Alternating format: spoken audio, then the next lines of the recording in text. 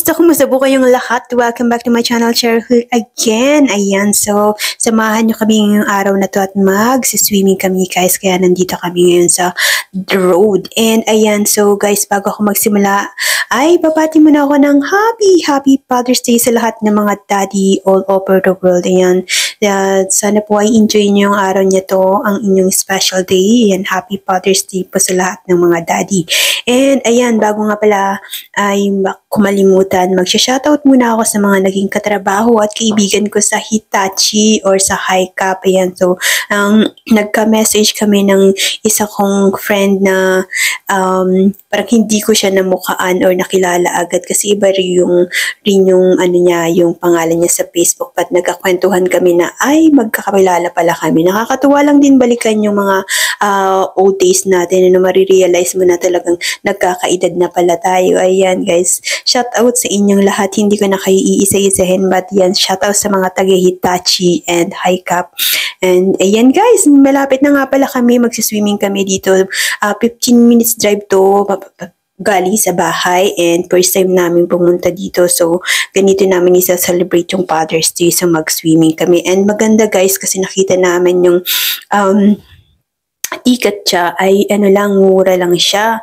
So family na nasa 30 plus na, kaya naman excited kaming subukan kasi maganda rin yung place na nakita namin sa online, malaki din siya. So first time nga namin pumunta dito at yan, hindi namin alam kung saan kami pupunta dito.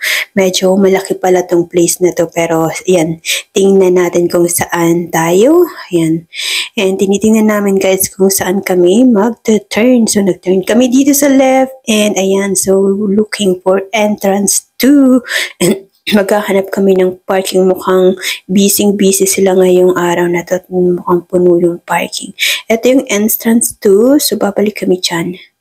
At eto na nga guys, ayan, so nakapark na nga pala kami dito, and eto na ang entrance 2. So excited na kaming mag-swimming kasi maganda para sa mga batang dalhin, kaya naman tingnan natin kung gaano talaga kaganda. So ayan, so napakaganda ng mga puno din na talagang nag-green na sila.